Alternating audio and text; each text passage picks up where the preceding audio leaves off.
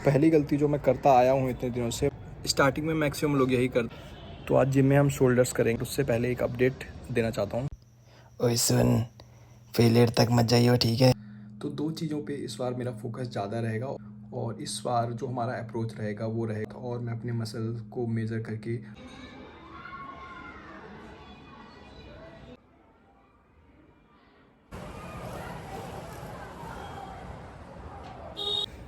तो इतने दिनों वर्कआउट करने के बाद पहली गलती जो मैं करता आया हूँ इतने दिनों से, मैं हमेशा से क्वांटिटी पे ज़्यादा ट्रस्ट करता हूँ rather than focusing on quality.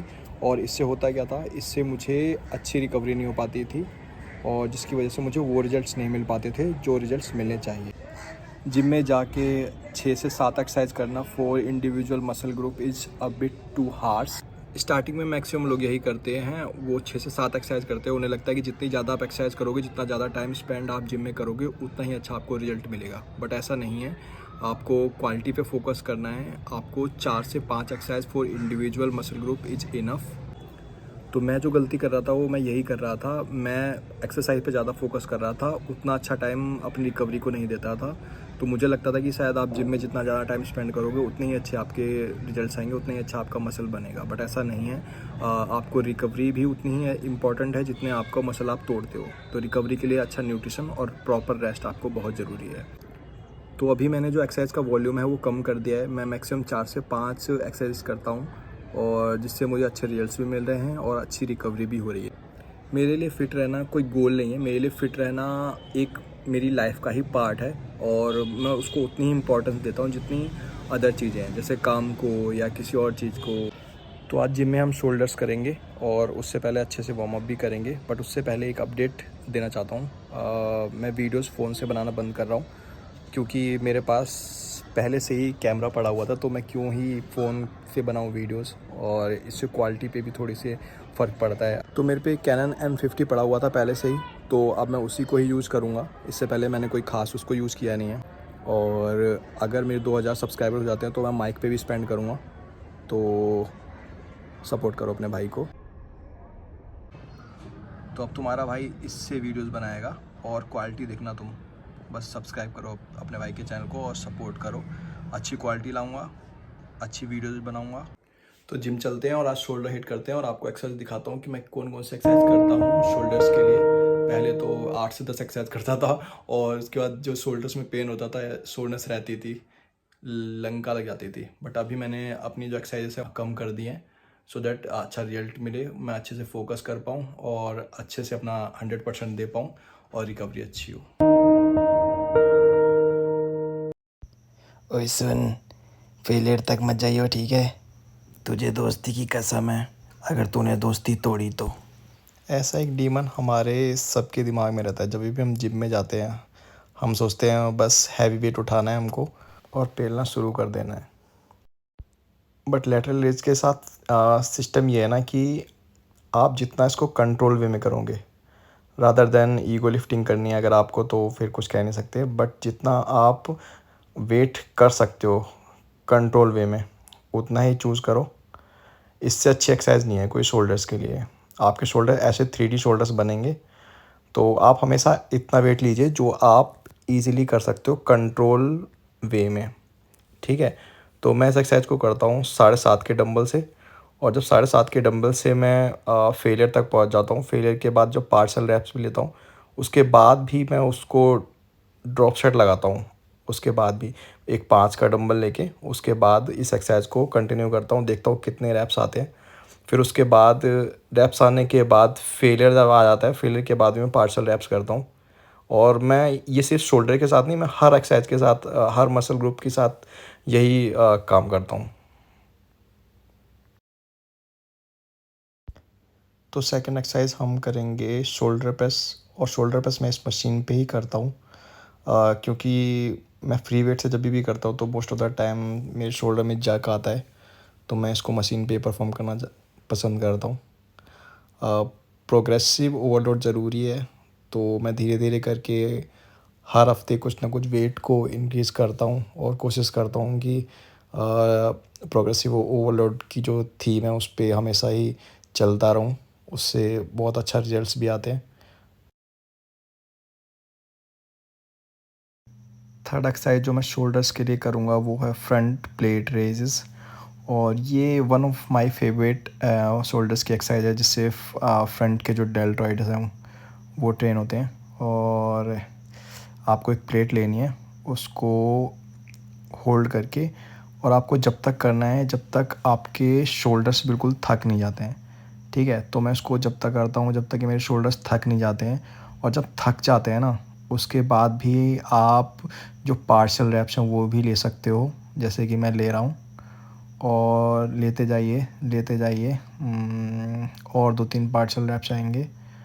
और पार्शियल रैप के साथ साथ अगर जब पार्शियल रैप्स भी आने बंद हो जाते हैं तो आप क्या करेंगे, आप इससे कम जो वेट है उसकी प्लेट लेके और उससे आप ये कर सकते हैं।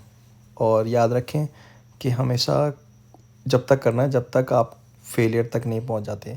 फेलियर के बियॉन्ड भी एक फेलियर होता है, एक फेलियर के बियॉन्ड। फेलियर के बियॉन्ड का मतलब मेरे हिसाब से वो है कि जब आप पार्शियल रैप्स लेने स्टार्ट कर देते हो, और जो पार्शियल रैप्स होते हैं और वो रैप्स मुझे लगता है कि आपको ज़्यादा अच्छे रिजल्ट्स देते हैं, वो ज़्यादा फ़र्क डालते हैं रादर देन जो बाकी के जो रैप्स होते हैं जिनको हम इजीली कर पाते हैं।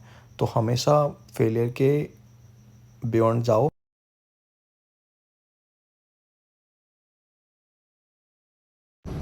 फोर्थ एक्सरसाइज जो हम करेंगे वो है शोल्डर श्रग्स। उसके लिए मैं हमेशा स्मिथ मशीन पे आता हूँ, और उस पर जितना वेट आप कर सकते हो उतना ही वेट आपको लेना है, ठीक है। और हल्का सा आपको आगे की तरफ बैंड होना है, ठीक है। और ज़्यादातर लोगों को मैं देखता हूँ कि वो बैंड नहीं होते, वो सीधे ही सीधे खड़े रहते हैं। और ध्यान रखें, आप जितना वेट ले सकते हैं उतना ही करें, और इस एक्सरसाइज को अच्छे से परफॉर्म करें, ठीक है। ये एक्सरसाइज आपके लिए ट्रैप्स के लिए बहुत अच्छी है, और अगर आप इस एक्सरसाइज को अच्छे से करेंगे तो 1 महीने में ही आपके ट्रैप्स अच्छे हो जाएंगे।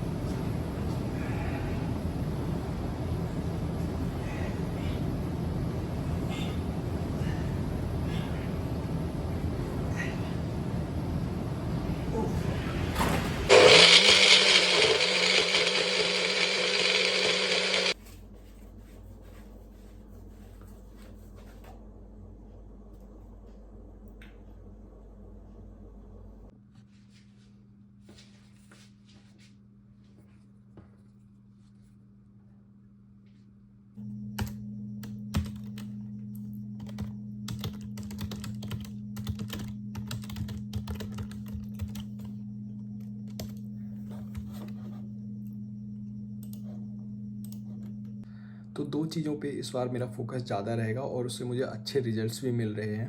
पहली चीज़ स्ट्रेचिंग, एंड दूसरी चीज़ रेस्ट एंड रिकवरी।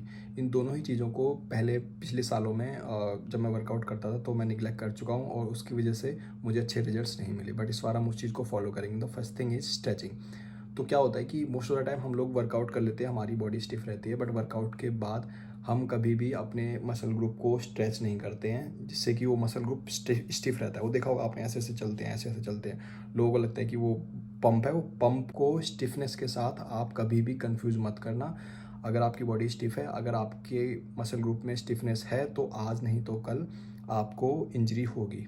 तो मैं क्या करता हूँ, शोल्डर्स, और जब भी मैं बैक का वर्कआउट करता हूँ तो अपने लेट्स को और इस शोल्डर्स को अच्छे से स्ट्रेच करता हूँ, सो दैट कि वो स्टिफनेस ख़त्म हो जाए। क्योंकि अगर आपके लेट्स में भी वो स्टिफनेस है तो वो कभी आप कल या परसों या जब भी आप शोल्डर्स का वर्कआउट करोगे तो वो इंगेज होंगे, और आपके शोल्डर्स में इंजरी होगी। तो फर्स्ट थिंग फर्स्ट इज़, हम हमेशा अपने वर्कआउट के बाद स्ट्रेचिंग जरूर करेंगे to loosen up our muscle group. And the second thing is rest and recovery. मुझे लगता था कि जितना आप वर्कआउट करोगे, जितना मसल को आप ब्रेक करोगे, उतने ही अच्छे आपको रिजल्ट्स मिलेंगे। बट ऐसा नहीं है, आपको मैक्सिमम रिजल्ट्स आपके रेस्ट एंड रिकवरी पे डिपेंड करता है। आप एक्सरसाइज करते हो, आपका मसल टूटता है, ठीक है, बट उसको रिपेयर करने के लिए proper nutrition and rest and recovery चाहिए ही चाहिए, ठीक है। और इस बार जो हमारा अप्रोच रहेगा वो रहेगा कि हम कंसिस्टेंट रहें, और मैं अपने मसल को मेज़र करके नोट डाउन भी करूँगा, सो दैट कि 3 महीने बाद मैं देख सकूँ कि क्या रिजल्ट्स आ रहे हैं। उससे मैं रिजल्ट ओरिएंटेड भी रहूँगा और थोड़ा सा मोटिवेशन भी रहेगी आपके सामने, आपके क्लियर सेट्स ऑफ गोल भी रहेंगे। तो आप जुड़े रहिए मेरे साथ। थैंक यू फॉर सब्सक्राइबिंग मी, और अपने भाई को ऐसे ही सपोर्ट